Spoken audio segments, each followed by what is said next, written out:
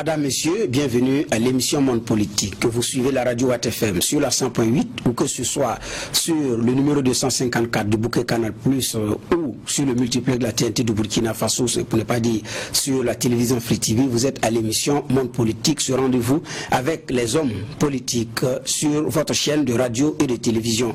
Désormais, l'émission émet en simultané sur la radio et sur la télévision. Alors aujourd'hui, nous recevons un homme de Dieu qui rentre en politique et nous nous posons la question s'il y a un saut qui sera possible à faire du temple au palais. En tout cas, c'est ce que tente de faire César Roméo Auguste Yameogo, dit Kiswan Sida Claver, plus connu sous le nom de MC Claver, ancien président du ministère évangélique de puissance des ministres choisis du Christ. Aujourd'hui, il est le leader fondateur du mouvement pour le rassemblement patriotique. C'est un mouvement politique.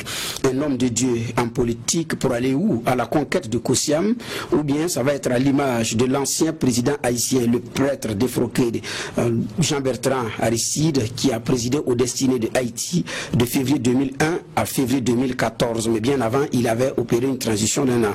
Ainsi donc, MC Claver, à l'image de ces deux aînés, qui sont maître Herman Yameogo et Salvador Yameogo, tous fils du premier président burkinabé, le feu Maurice Yameogo, s'engagent en politique. Promoteur de la radio Gam Ouaga, MC Claver, féru de la grosse mécanique, disons des grosses motos, dont il traite d'ailleurs les séquelles au pied, s'est lancé en politique de façon active. A-t-il pourtant rangé la Bible ou compte-t-il faire avec la parole de Dieu après ce saut en politique? Nous le saurons tout à l'heure dans cette émission Monde Politique. Alors ensemble, nous allons dire bienvenue, mon révérend, si vous voulez, monsieur le président, à Monde Politique. Bonjour Bernard, bonjour à vous tous qui nous écoutez sur les ondes de la radio et à la télévision. Merci bien. En tout cas, c'est une très très belle présentation, une très belle introduction. Merci beaucoup. Voilà. Alors, vous êtes à Monde Politique, la tradition, vous avez droit à la parole pour un quelconque message d'entrée avant que nous puissions effectivement commencer cette émission. Mon message serait d'abord de saluer toute la population burkinabé et tous ceux qui vivent au Burkina Faso et leur dire que je suis un fils de ce pays, je suis né à Bobo-Dioulasso en 1962 et effectivement j'ai l'amour de ma nation et je voudrais voir ma génération s'épanouir, je voudrais voir une émergence vraiment s'opérer dans ma nation. Beaucoup de choses ont été faites, mais nous traversons aussi pas mal de difficultés. Comment ensemble nous pouvons nous mettre main dans la main, aller main dans la main pour pouvoir construire ce beau pays qu'est le Burkina Faso. Alors, beaucoup de gens se posent des questions concernant bien sûr les différentes casquettes que je porte, mais je pense que en tant qu'individu, la politique n'est pas réservée à une catégorie d'hommes. La politique, qui est dans son essence prendre part à la gestion de la cité, elle est pour chaque individu, pour chaque Burkinabé qui veuille bien la faire, parce que si vous ne faites pas la politique, c'est la politique qui vous fera. Donc quelque part, on fait de la politique d'une manière ou d'une autre. Donc je voudrais que les gens ne se posent pas trop de questions à savoir si oui ou non un homme de Dieu puisse faire de la politique, mais se poser la question, est-ce que cette personne peut nous amener quelque part en tant que leader? Est-ce que cette personne peut être un bien pour nous tous? Donc pendant toute cette période où Dieu m'a guidé dans ce domaine de la politique, eh ben, c'est vrai que je veux le soutien des uns et des autres. Les critiques sont les bienvenues, surtout quand elles sont des critiques constructives, et je pense que c'est ensemble que nous bâtirons notre beau pays, le Burkina Faso. Et je vous remercie. Merci. Alors, je commence par, je ne sais pas comment vous appelez, mon révérend. Monsieur Yameogo Claver. C'est pas de révérend, pas de président, monsieur Yameogo. Parce que selon la loi, il est dit que à partir du moment où l'on est président d'un parti, on ne peut pas être président d'une association à but non lucratif ou ecclésiastique. C'est pour cela que si un prêtre, si un imam ou un pasteur veut se lancer en politique, il faille qu'il n'appartienne pas à une association où il aurait un poste de responsabilité. Donc, désormais, M. Yameogo. Désormais, c'est M. Yameogo, Monsieur le Président. pour ceux qui veulent m'appeler toujours pasteur, ils peuvent m'appeler pasteur, mais ce n'est pas dans les papiers que ça ressort. D'accord. Alors, nous allons commencer la première rubrique de cette émission. Monsieur MC Claver en politique, les origines d'un engagement politique. Alors, de quoi est parti cet engagement ou ce saut en politique? Bon, il faut dire que je suis d'une famille d'abord politique. Mon père, vous le savez, a été le premier président de ce pays. C'est le père de l'indépendance. J'ai grandi dans un environnement purement politique. C'est vrai que quand je suis rentré en 70, il venait d'être libéré de prison. J'ai vu dès mon jeune âge beaucoup de gens défiler. J'ai écouté mon père me raconter pas mal d'histoires jusqu'à ce qu'il se retrouve en Côte d'Ivoire, où je suis resté avec lui pratiquement jusqu'à son départ. Ensuite, vous savez très bien que j'ai 2 frères qui se sont lancés en politique, et même si je n'étais pas vu, ils savent ce que j'ai fait dans l'underground, comme on dit, tout en n'étant pas connu, tout en étant caché. J'ai aussi apporté ma contribution, mon aide, parfois, quand j'en avais la possibilité, pour les aider dans leur campagne. Bon, aujourd'hui, la jeunesse vraiment s'est tournée un peu vers moi. On a échangé, ça fait peut-être 2 ans et demi, 3 ans que nous sommes en pourparlers, nous échangeons, nous nous réunissons. Et c'est ainsi que mes compagnons et moi avons décidé, alors, si nous voulons nous faire entendre, si nous voulons apporter un message, si nous voulons influer sur les décisions dans ce pays, il faut pouvoir être à des postes de responsabilité. Il faut pouvoir soit être à la mairie, être conseiller, ou alors être député, ou alors pouvoir atteindre des hauts postes de président d'institutions, de ministre, et pourquoi pas demain qu'un des jeunes puisse être élu président. Donc c'est tout un travail qu'au sein de notre mouvement, nous avons essayé de mettre en place. C'est pour dire que ce groupe se veut d'abord éclectique. Nous ne voulons pas, nous voulons que les leaders qui viendront pour militer au MRP puissent penser que si nous venons au MRP et que nous avons le potentiel, nous pouvons y arriver, non seulement à la tête du MRP, mais même à la tête de la nation. Parce que je prends souvent les exemples des pays européens ou américains où dans un grand parti, celui qui se bat peut devenir président. Et je vous cite Barack Obama. Aujourd'hui, il y a encore dans le camp républicain une jeune femme qui vient de Brooklyn, qui est une portoricaine, qui vient d'un quartier pauvre, mais qui a une cote de popularité extraordinaire et qui risque de poser des problèmes à Donald Trump aux prochaines élections. Pourquoi ? Parce que dans le parti, on privilégie la qualité, on privilégie l'intellect de la personne et on privilégie son leadership. Et je veux que ce soit comme ça au MRP. Alors, en attendant que effectivement on voit au niveau du MRP l'originalité, c'est quoi? Vous avez commencé, j'ai dit les origines d'un engagement effectivement politique. Vous avez dit, vous venez d'une famille hautement politique, c'est connu. Alors, mais qui vous a le plus inspiré? Les 2 grands frères ou le père? Le père. Je dirais beaucoup plus le père parce que c'est avec lui que j'ai le plus vécu. C'était quelqu'un qui écoutait beaucoup, de très calme. De la manière dont il a géré son pouvoir, on peut lui reprocher beaucoup de choses. Je n'en disconviens pas. Mais dans l'ensemble, je pense que son bilan a été plus que positif. En tant que père de l'indépendance, il a voulu appliquer des règles selon la politique telle que les nations devaient être libres et indépendantes, pas sous le joug d'une quelconque puissance. Et c'est ce désir justement de véritable indépendance qui l'a conduit à sa perte. Et aujourd'hui même le MRP se veut panafricaniste. C'est-à-dire que nous ne pourrons jamais au Burkina réussir l'émergence ou le développement si nous ne marchons pas en concert avec les autres nations qui nous entourent, les pays voisins, les pays francophones et l'Afrique tout entière. Parce que c'est tout un continent, c'est le combat de tout un continent. L'Afrique est le pays, le continent le plus riche, qui possède toutes les plus grandes richesses. Cependant, nous sommes les plus pauvres. Alors, mais est-ce que c'est une décision qui date de maintenant, ou bien vous avez dit, c'est vrai, il y a eu des échanges il y a 2 ou 3 ans avec des jeunes, mais est-ce que vous-même, vous n'aviez pas un coin de la tête un jour de vouloir vous engager en politique, ou bien c'est sûrement l'action des jeunes qui vous a poussé à agir, à vous lancer là-dedans? Non, disons que je n'avais pas forcément, même si j'en avais eu le désir, parce que je me souviens qu'en 2000, dans un de mes courriers, je l'avais proposé à mon grand frère et il m'avait dit de patienter.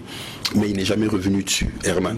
Mais il n'est jamais revenu dessus. Donc, du coup, je me suis plutôt centré sur ce que je faisais sur le moment, à savoir m'occuper de la jeunesse, toujours dans un domaine de promouvoir la culture musicale, qui s'intéresse au hip-hop, parce que le hip-hop est une musique d'engagement, c'est une musique revendicatrice, si je peux m'exprimer ici, où les jeunes crient leur ras-le-bol à la société, parlent au gouvernement. Vous écoutez plusieurs textes où des gens, où des jeunes rappeurs écrivent lettre au président, liberté au peuple noir, liberté. Donc j'ai baigné toujours dans un mouvement contestataire où des jeunes avaient la rage de vivre et la rage de vaincre et s'opposaient toujours au pouvoir en place parce qu'ils n'avaient pas de solution à leur avenir. Donc c'est ce qui a fait que quelque part cette fibre patriotique a toujours été en moi. Alors est-ce que vous en avez parlé avec les 2 grands frères au niveau de famille pour vous dire bon moi je vais m'engager maintenant à votre suite, et qu'est-ce qu'ils vous ont dit? Oui. Quand j'ai commencé, je suis allé d'abord en famille, voilà, en famille, et puis l'annoncer, et après je suis allé voir donc mon grand frère Herman avec une délégation de notre groupe. Il nous a très bien reçus, très bien accueillis, il nous a donné beaucoup de conseils, voilà, et il nous a donné sa bénédiction. Donc c'est un grand frère, il sait que nous ne sommes pas de la même génération, donc il veut que nous puissions aussi nous exprimer, que nous puissions aussi apporter notre contribution à l'édification de cette belle nation. C'est ça, prendre part à la gérance de la société, c'est ça la politique. Et il nous a bénis. Après nous sommes allés voir Salvador qui a créé son parti, qui est plus technicien, il est très technique. Alors lui, il nous a posé beaucoup de questions, voilà, beaucoup de questions auxquelles les jeunes ont répondu. Et quand il a eu les réponses qu'il attendait, alors il nous a donné sa bénédiction et il nous a encouragés et nous nous sommes quittés. Voilà sur cette question ce que je peux vous dire. Alors vous êtes à l'émission Monde Politique. Monde Politique reçoit aujourd'hui quelqu'un qui n'est plus à présenter, en tout cas l'univers culturel et religieux burkinabé. Il s'agit de MC Claver. Là tout le monde sait que c'est vous. Donc maintenant nous allons parler de votre mouvement, le mouvement pour le rassemblement patriotique MRP. Alors l'originalité de votre mouvement, c'est quoi? Qu'est-ce qui fait qu'il est différent des autres mouvements? Parce qu'il y a plusieurs autres mouvements qui sont en train de naître au Burkina, d'autres sont déjà nés, il y en a qui sont en cours de naissance, pour ne pas dire il y en a qui sont en parturition de leur mouvement. Mais vous, votre mouvement, lui, il est déjà né. Son originalité, qu'est-ce qui tranche avec les autres? Bon, je pense que ce qui va trancher, c'est beaucoup la créativité. En notre sein, nous avons voulu créer un cerveau collectif à laquelle tous réfléchissent. Mais ce n'est pas juste le leader qui prend les décisions et qui les fait appliquer. Nous voulons créer une dynamique autour d'un mouvement, mais pas autour d'une personne. Et ça, c'est très important. Nous ne venons pas, moi je ne viens pas au MRP pour chercher une quelconque gloire, parce que la gloire je l'ai déjà eue avec le monde en tant qu'MC Claver, je l'ai eue quand j'étais encore en Côte d'Ivoire sous les bonnes grâces du président Félix Houphouët-Boigny, l'argent je l'ai eu, je sais ce que c'est. Et quand je suis venu aussi dans le monde ecclésiastique, j'ai eu la gloire de Dieu. J'ai été fait ambassadeur, ministre spirituellement. Donc je ne vois pas quelle plus grande gloire il peut y avoir une fois que tu as la gloire de Dieu. Donc mon objectif, ou notre objectif au sein du MRP, c'est vraiment de créer une dynamique jamais pensée au Burkina Faso. Voilà. Et cette forme de dynamisme avait déjà commencé sous forme embryonnaire au temps du CNR. Ok. C'est-à-dire d'amener le peuple à se prendre en main, d'amener la jeunesse à se prendre en main, de ne pas avoir peur de créer des leaders, de former des leaders. Vous comprenez? Et c'est ce que je pense, moi, à notre niveau, c'est ce que nous manquons encore. Nous avons des talents dans tous les domaines.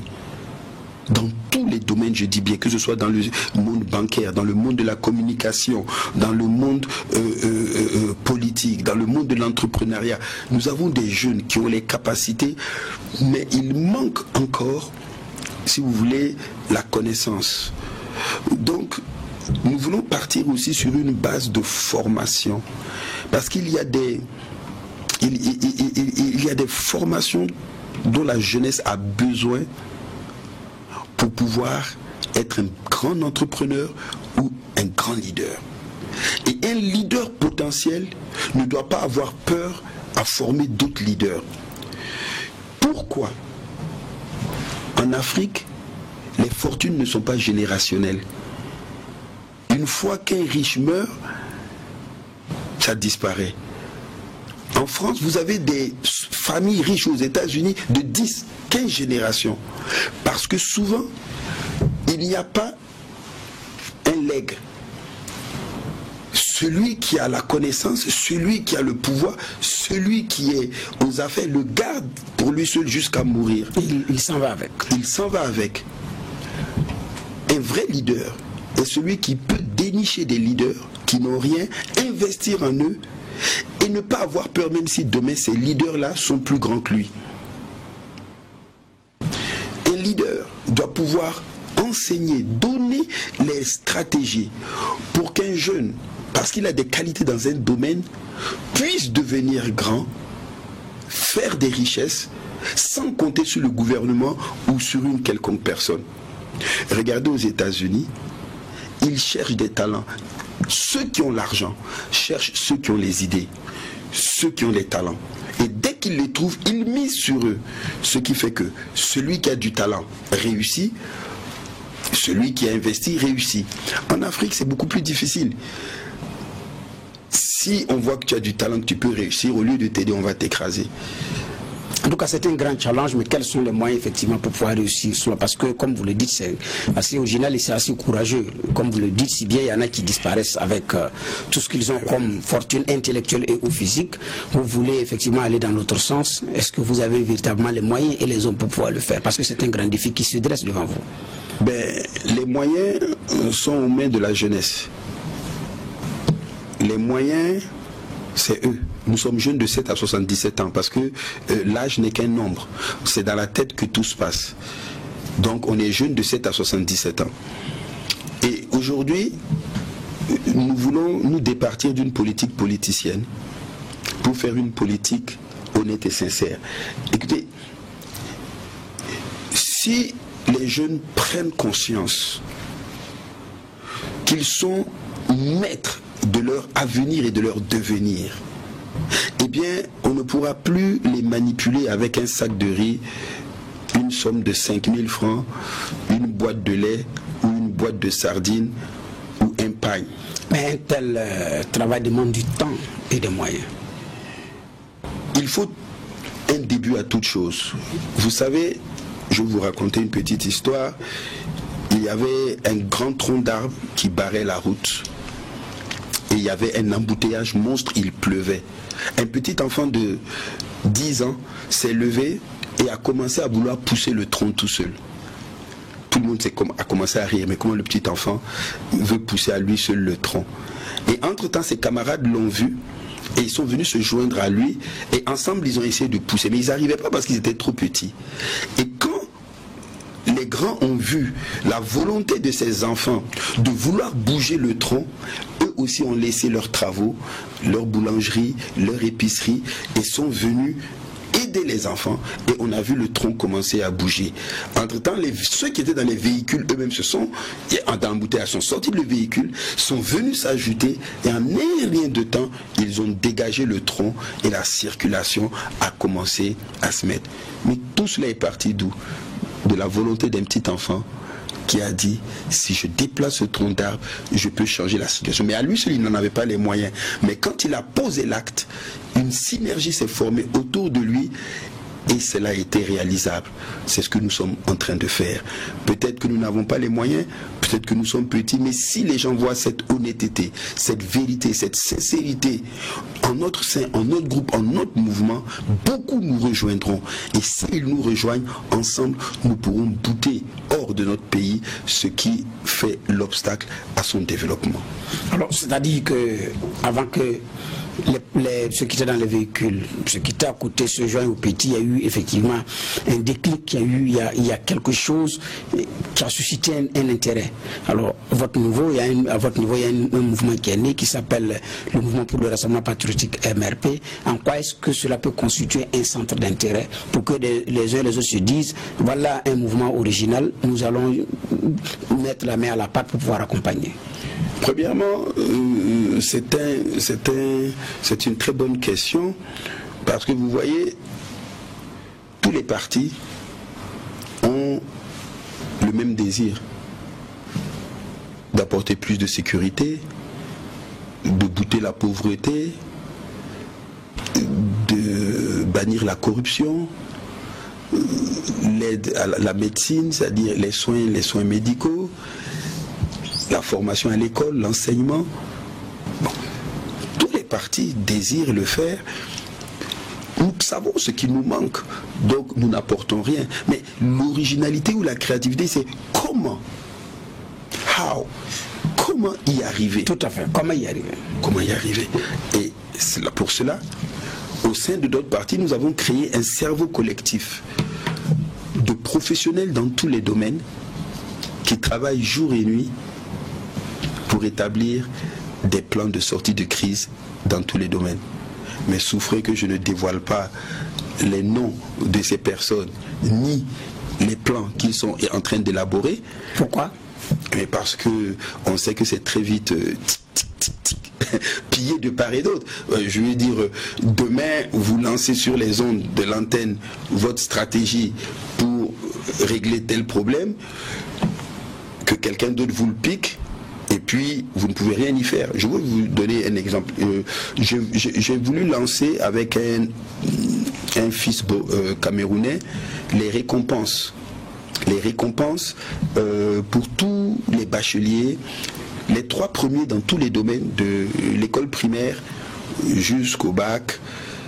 Et nous avons déposé nos dossiers à la prémature. Ça, c'était sous le temps du CDP, à la prémature, qui avait approuvé. J'ai rencontré le ministre de l'enseignement supérieur et tout. Et tenez-vous bien, une fois qu'ils ont eu notre dossier, je suis allé dans une compagnie de la place, que je tairai le nom pour ne pas faire de publicité, pour déposer notre dossier de sponsoring. Ils nous ont dit, mais c'est bizarre, mais nous venons de recevoir le même dossier de sponsoring concernant ce sport. Je dis, ah bon? Et ça vient d'où? Non, du Conseil supérieur de la communication. Ah non, du ministère de l'enseignement supérieur, pardon.